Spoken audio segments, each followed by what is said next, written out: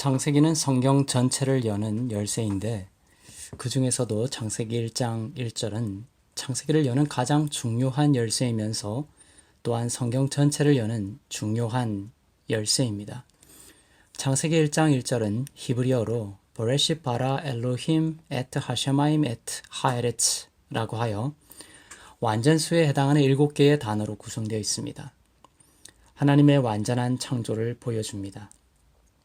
사람이 이성으로 받아들이든 받아들이지 않든 믿든 믿지 않든 하나님의 완전한 창조는 온 우주에 이렇게 선포되고 있습니다.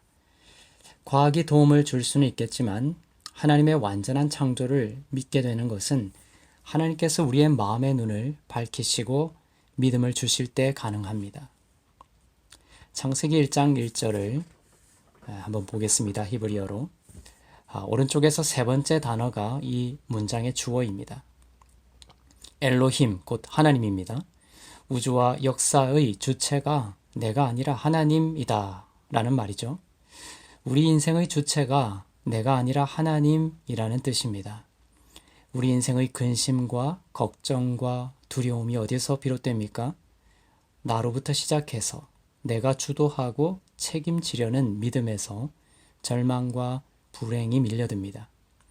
그러나 인생의 역사, 곧 크로노스라는 인간의 역사적 시간이라는 것이 다름 아닌 역사 밖의 경륜적 시간, 곧 카이로스의 시간 속에서 하나님이 이미 정하신 뜻과 계획과 의지에 따라 신실하게 실현되고 있는 것이다 라는 것을 믿게 되면 우리는 그 인생과 역사의 짐을 나 자신으로부터 비워서 하나님께 안식하며 던져버릴 수가 있게 되는 것이죠. 창세기 1장 1절의 첫 번째 히브리어 단어는 보시는 것처럼 버레쉿입니다. 태초에라는 뜻이죠. 영어로는 in the beginning입니다. 태초에는 in the beginning이라고 하여 정관사가 붙어 있습니다. 즉 시작점이 있었다는 겁니다. 하나님께는 시간이 없으셨는데 어떤 특별한 목적을 위해서 어느 순간에 인간의 역사, 곧 크로노스의 시간을 창조하셔서 그때부터 인간의 역사가 펼쳐졌다라는 겁니다. 그런데 인간의 역사, 곧 크로노스의 시간은 우연과 미지의 역사로 흘러가는 것이 아니라 그 역사가 인간이 경험할 수 있는 선과 후의 방식으로 펼쳐지기 전에 이미 하나님의 경륜적 시간, 곧 카이로스의 시간 속에서 의도되고 완성되었다라는 겁니다. 인간에게 펼쳐지는 그 모든 역사와 인생은 하나님에게는 갑작스럽거나 당황스러운 것이 아닙니다. 인간이 그렇게 받아들일 뿐입니다. 하나님은 창세전에 정하시고 그 정한 자를 크로노스의 역사 속에서 부르신 자를 의롭다 하시고 의롭다 하신 자를 영화롭게 칭의하십니다. 영화까지의 이 모든 것이 창세전에 성취된 것이기에 우리는 예수님 안에 안식하며 그분을 즐거워하며 그분을 따라 살 수 있게 됩니다. 인간에게 실수라고 보여지는 것도 하나님 입장에서는 섭리가 되고 신비가 되고 성도의 경우는 하나님께서 어떠한 기쁨과 사망의 어두운 골짜기가 있더라도 협력하여 선하고 영화로운 길로 인도해 내십니다. 우리는 방금 창조의 주체가 하나님이다라는 사실을 보았습니다. 그런데 성경은 창조의 주체에 대해서 더 분명한 계시를 기록하고 있습니다. 그것은 하나님의 아들이신 예수님께서 그 창조의 중심에 계셨다라는 거예요. 창조는 예수님으로 인해 이루어졌으며 모든 만물은 예수님으로 말미암아 생겨났습니다.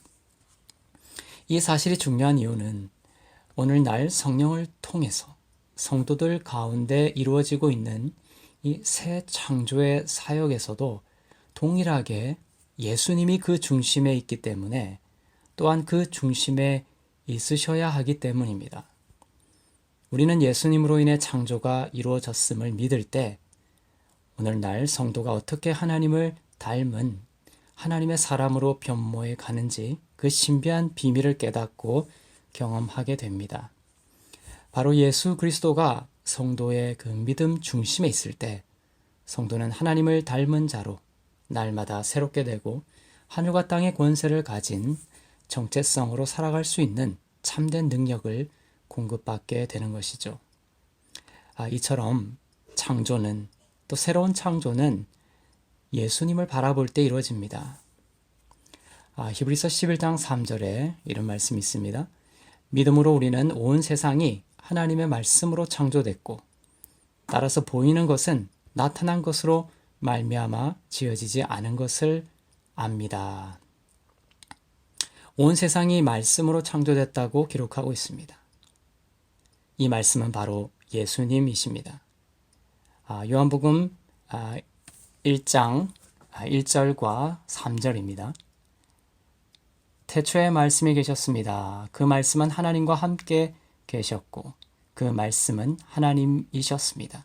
모든 것이 그분을 통해 지음 받았으며 그분 없이 된 것은 아무것도 없습니다.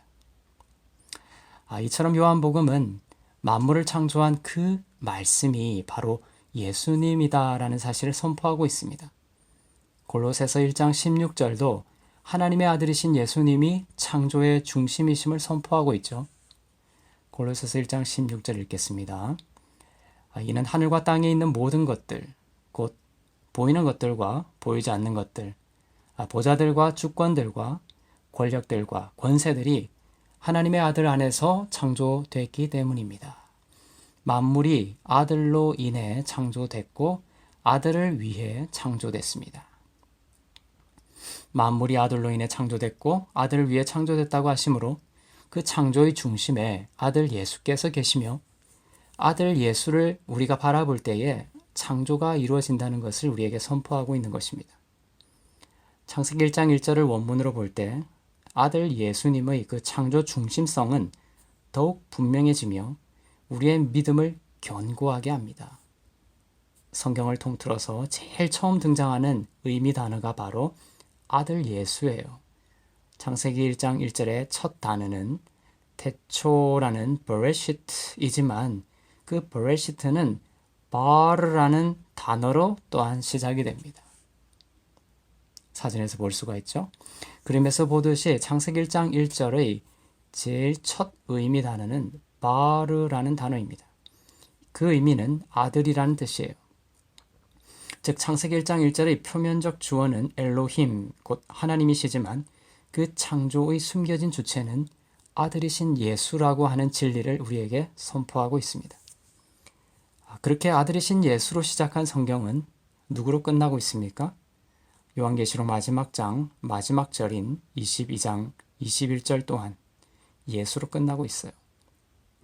요한계시록 22장 21절을 보겠습니다. 주 예수의 은혜가 모든 사람들과 함께 있기를 빕니다. 아멘. 이처럼 성경은 아들 예수님에 대한 이야기입니다. 예수님의 은혜를 통한 구원을 이야기하기 위해서 성경을 주신 것이죠. 요한복음 5장 39절에서 예수님은 친히 성경의 예수 중심성을 선포하셨습니다. 요한복음 5장 29절입니다. 너희가 성경 안에서 영생을 얻을 수 있다는 생각에 성경을 열심히 연구하는구나. 성경은 바로 누구를? 나를 증언하고 있다. 성경은 예수님을 증언하고 있습니다. 도덕과 윤리를 증언하고 있는 것이 아닙니다. 예수님을 증언하고 있습니다. 저는 여러분이 성경 안에서, 말씀 안에서 생활 윤리를 읽어내기 전에 구약이든 신약이든 예수님과 그 구원의 은혜를 계시받게 되기를 원합니다. 말씀을 통해 예수의 은혜를 읽고 듣고 만나게 될 때 우리 가운데 새 생명이 넘치는 새 창조가 경험되어지기 때문이죠. 오늘 본문 창세기 1장 1절은 완전 수인 7개의 단어로 이루어져 있다고 했는데요. 그 7개 단어의 정중앙에도 예수님이 있습니다. 에트라는 단어인데 예수님을 나타내는 단어입니다. 그 단어가 정중앙에 있습니다. 그림에서 볼 수 있습니다. 7개의 그 뭉치 단어 정중앙에 있는 이 에트는 예수님의 사인에 해당합니다. 계시록 1장에서 예수님은 스스로를 가리켜서 알파요 오메가다라고 하셨어요. 알파는 헬라어의 첫 알파벳이고 오메가는 헬라어의 마지막 알파벳입니다. 영어로 치면 AOZ입니다. 곧 나는 알파요 오메가라고 하신 것은 처음과 나중 되시는 구원과 믿음의 시작과 끝이 되시는 예수 그리스도의 정체성을 예수님 스스로 나타내신 표현입니다. 이 알파와 오메가를 히브리어로 나타낸 것이 에트예요. 히브리어의 첫 알파벳인 알레포와 히브리어의 마지막 알파벳인 타브를 합쳐서 이루어진 단어입니다. 히브리어로 표현한 처음과 나중 되시는 예수님을 나타내는 단어입니다. 예수님을 나타내는 이 에트가 창세기 1장 1절의 정중앙에 위치해 있다는 것이 중요합니다. 예수님은 이처럼 만물의 중심에 항상 계십니다. 그리고 여러분이 예수님을 영접하면 여러분의 중심에 계시며 떠나지 않으시며 빛으로 역사하십니다. 정중앙이라는 의미를 가진 헬라어 단어는 메소스라는 단어인데 예수님은 공생애 때 계속해서 이 메소스라는 단어를 사용하셔서 예수님 자신의 신적 중심성을 드러내셨습니다. 예를 들어 하나님의 나라가 너희 가운데 있다라고 할 때도 이 메소스라는 단어를 사용하셨고 요한계시록 2장 1절에 보면 촛대 사이를 거니시는 이라고 번역이 되어 있는데 거기도 원문으로는 메소스라는 단어를 사용하고 있습니다. 즉 촛대의 정중앙에 거니시고 계신 이가 예수님이라는 뜻이죠. 이처럼 예수님은 항상 정중앙에 계시고 정중앙에 있길 원하십니다. 창세기 1장 1절의 7개의 그 단어는 7개의 촛대를 가지고 있는 성막의 등잔대와 연결이 됩니다. 이 등잔대는 세상의 빛 예수님을 뜻합니다. 7개의 촛대로 구성되어 있습니다. 그런데 불을 붙이는 순서에 비밀이 있어요. 가운데 촛대가 탈착식이에요. 탈착식. 나머지는 고정식이고 그래서 정중앙에 그 촛대를 빼서 제일 먼저 불을 붙인 후에 그 정중앙의 촛대로 나머지에 불을 옮겨 붙이게 됩니다. 정중앙의 촛대, 곧 예수님이 빛과 생명의 근원이시다라는 말이죠. 마찬가지로 7개의 단어로 구성된 창세기 1장 1절에서도 가장 정중앙에 이 예수님의 사인이라고 했죠. 이 에트가 위치함으로 인해서 예수님께서 만물을 창조하는 중심이 되시고 생명의 근원이 되심을 만천하에 선포하고 있습니다. 예수님은 만물의 정중앙에 계시며 또한 만물의 정중앙에 계셔서 영광 받으시기를 원하십니다. 예수님은 성도의 심령과 인생에서도 정중앙에서 통치하시기를 원하세요. 우리가 인생의 정중앙에서 내려오고 예수 그리스도께서 그 인생의 정중앙에서 생명의 근원이 되실 때 성도의 삶은 살아나게 되는 것입니다.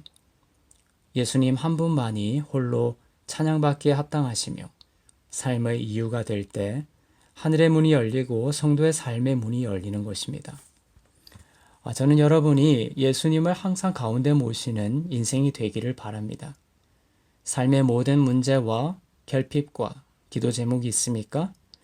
정중앙에 계신 예수 앞으로 가지고 와서 생명의 근원 되시는 예수님의 생명을 흘려받아서 소생케 되고 풍성케 되기를 축복합니다. 예수님으로 말미암아 창조된 것이 무엇입니까? 하늘과 땅입니다.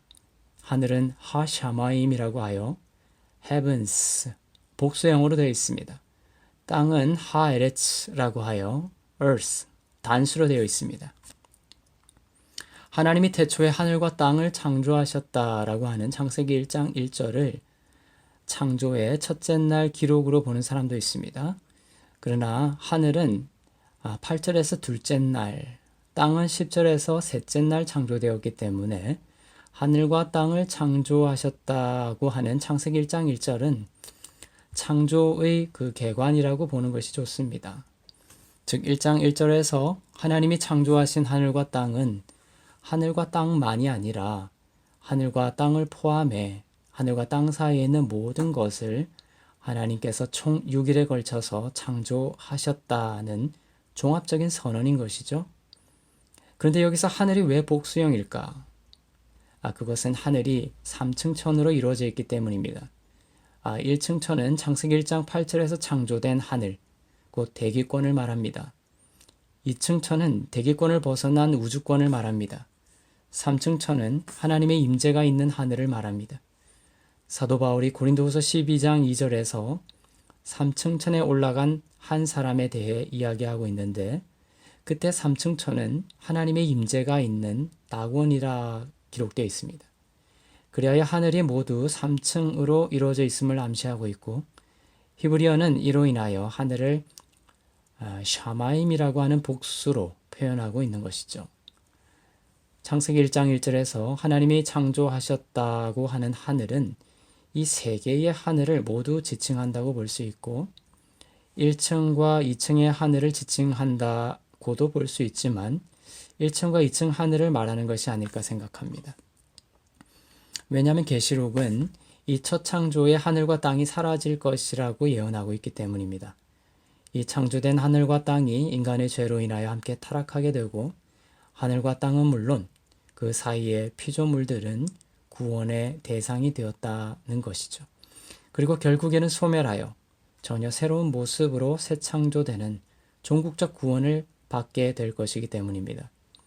우리는 그 모든 것이 예수님을 통해 구원되고 있는 가운데를 지나고 있는 것입니다. 창조가 예수님을 통해 친히 이루어진 것처럼 이 새 창조, 곧 구원도 예수님을 통해 친히 이루어지고 있습니다. 할렐루야. 이처럼 창세기에서 창조된 것은 영원하지 않습니다. 창조된 것은 타락 때문에 구원을 받아야 하고 결국 더욱 새로운 것으로 대체 소멸하게 되는 것이죠. 요한계시록 21장 1절부터 2절입니다. 그리고 나는 새 하늘과 새 땅을 보았습니다. 처음 하늘과 처음 땅이 사라지고 바다도 더 이상 존재하지 않았습니다.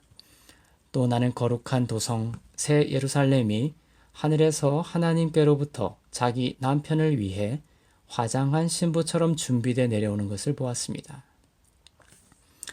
창세기를 통해 창조를 우리가 보고 있지만 우리가 종국적으로 보고 기다려야 할 것은 그 창조 때의 모습이 아닌 것이죠.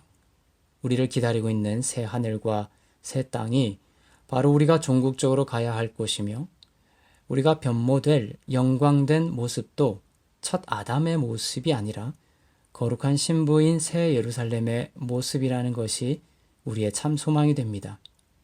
그래서 창조보다 구원이 나은 것이에요. 우리는 창조를 불변의 완성체로 오해할 수 있습니다. 그리고 그리로 돌아가고 싶어 할 수 있습니다. 그러나 우리가 갈 곳은 우리의 그 소망의 처소는 그곳이 아니죠. 하나님은 창조하실 때부터 준비해 두신 곳이 따로 있었습니다. 새하늘과 새 땅입니다. 구원받은 성도들이 반드시 가게 되는 아버지의 집입니다. 창조 때 아담은 타락의 가능성이 있는 존재였습니다. 생명나무와 함께 선악과가 있었던 창조의 모습이죠. 그러나 구원받은 성도들에게 약속된 것은 타락의 가능성이 전혀 배제된 완전한 사랑과 완전한 거룩함이 선물로 주어지는 나라입니다. 요한계시록 21장에서 보듯이 그 나라는 선악과는 없고 생명나무만 있는 나라입니다. 그 나라가 예수 믿는 성도들에게 이미 온 것입니다. 이미 온 그 나라는 현재적으로 안개처럼 경험되어지기 시작하다가 주님이 다시 오신 이후 완성된 모습으로 우리들에게 분명히 경험되어질 것입니다. 우리는 그때까지 지금의 하늘과 땅 사이를 살게 되죠. 그러나 성도는 지금의 하늘과 땅의 노예로 사는 것이 아니라 하나님 나라의 그 아들로서 이 땅을 사는 것입니다. 하나님 나라의 상속자가 되었기 때문에 하늘과 땅의 중심에 계시는 예수 그리스도로 말미암아 이 땅에서 예수님과 함께 통치하는 것입니다. 하늘의 권세와 능력과 사랑으로 이 땅을 다스리는 삶을 살 권능을 부여받은 자들입니다. 창세기 1장 1절의 하늘과 땅 사이에 무엇이 있습니까? 예수님을 뜻하는 에트가 또 나오죠. 그 에트가 하늘과 땅 사이에 위치해 있습니다. 하늘과 땅이 예수 그리스도 안에서 통일된다라는 뜻이죠. 하늘과 땅 사이에 있는 그 모든 것이 예수 그리스도로 말미암아 다스림 받고 통치받기를 원하시는 하나님의 뜻이 들어 있습니다. 교회가 그 뜻을 위임받고 있는 것입니다. 에베소서 1장 10절입니다. 이는 때가 차면 그리스도 안에서 하늘에 있는 것들과 땅에 있는 것들을 모두 통일시키고자 하는 것입니다. 그리스도 안에서 만물이 통일되고 다스려지는 것을 하나님은 교회를 통하여, 성도를 통하여 이루어지기를 원하시죠. 에베소서 1장 22절부터 23절을 보겠습니다. 그리고 하나님께서는 만물을 그리스도의 발 아래 복종하게 하시고 그리스도를 만물 위에 교회의 머리로 삼으셨습니다. 교회는 그리스도의 몸이요 만물 안에서 만물을 충만하게 하시는 분의 충만입니다. 여기에 하늘과 땅 사이에 있는 곧 만물 안에 있는 성도와 교회의 소명이 있습니다. 여러분이 하나님께 받은 소명이 바로 이것이죠. 바로 예수 그리스도를 머리 삼은 몸으로서, 그리스도의 몸으로서 만물 가운데 예수 그리스도의 생명을 흘려보내는 것입니다. 만물 가운데 예수 그리스도의 빛을 흘려보내는 것입니다. 그리스도의 충만으로 만물을 충만케 하는 것입니다.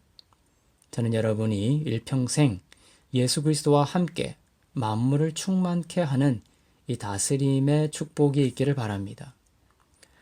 예수님이 하나님 우편에서 만물을 다스리시기 때문에 예수님의 몸된 교회된 성도들도 법적으로 하나님 우편에서 예수님과 함께 만물을 다스리는 권세를 받았습니다.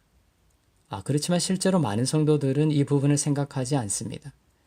하나님 우편에 예수님과 함께 앉아있는 성도의 신분을 무시하죠.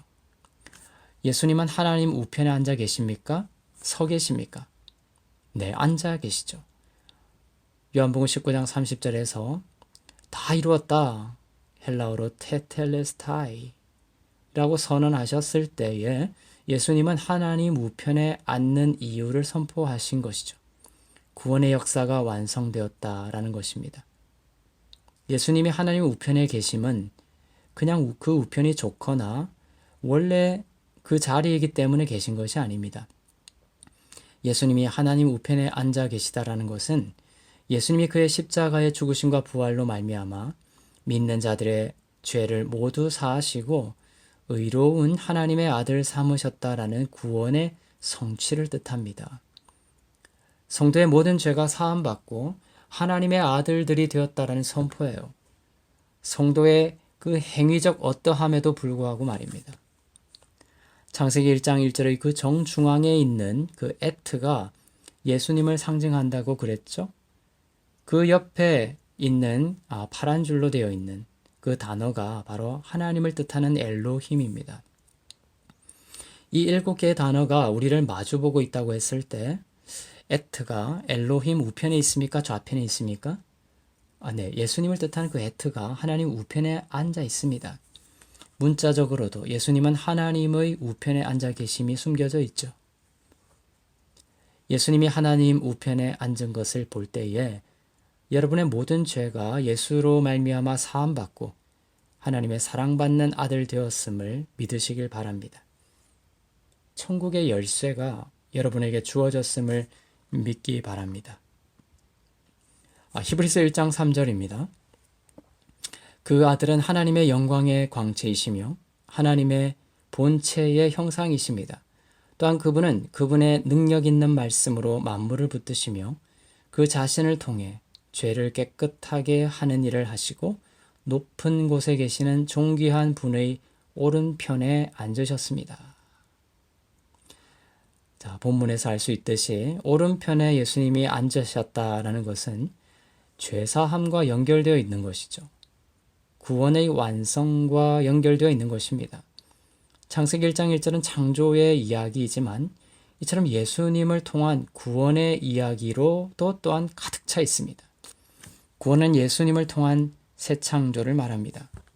하나님이 예수님을 통해 정말 만물을 창조하셨음을 믿게 될 때에 하나님이 오늘 예수를 믿는 모든 자를 친히 새로운 피조물로 새 창조하셨고 또한 날마다 그리스도를 닮은 자로 새롭게 빚어가고 계심을 믿고 선포하는 여러분이 되시길 바랍니다. 마지막으로 창세기 1장 1절의 두 번째 단어, 곧 창조하다라는 뜻을 가진 바라라는 히브리어를 봅시다. 창조라는 뜻의 이 바라는 절대로 인간에게 사용하지 않는 단어예요. 하나님께만 사용하는 단어입니다. 다윗도 밧세바를 간음한 뒤에 뉘우치며 내 속에 정한 마음을 창조해 달라고 탄식했는데 그때 쓴 단어가 바로 이 창조하다 곧 바라라는 히브리어입니다. 우리 마음의 변화는 내가 변화시킬 수 없습니다. 오직 예수 그리스도를 바라볼 때에 창조되는 것이죠. 이 바라라는 단어는 아들을 뜻하는 바르와 희생당한 소를 뜻하는 알레프로 이루어진 단어입니다. 예수님이 희생당한 소처럼 영원한 제물로 죽으시고 부활하시어 우리의 모든 죄가 사함받은 거죠. 바라라는 단어는 이처럼 성육신하시어 십자가에서 죽으신 그 아들 예수를 내포하고 있는 단어입니다. 창조는 이때 일어납니다. 창조는 죽으시고 부활하시어 죄사함과 의롭게 하심을 주신 아들 예수의 은혜를 우리가 주목하고 바라볼 때 우리 안에 이루어지는 것입니다. 창세기 1장 1절의 그 창조가, 그 새 창조가 오늘 예수님의 은혜를 바라볼 때에, 어린 양을 바라볼 때에 우리 가운데 그 새로운 창조의 구원으로 온전히 경험되어지는 축복이 여러분 가운데 있기를 주님의 이름으로 축원합니다. 아멘.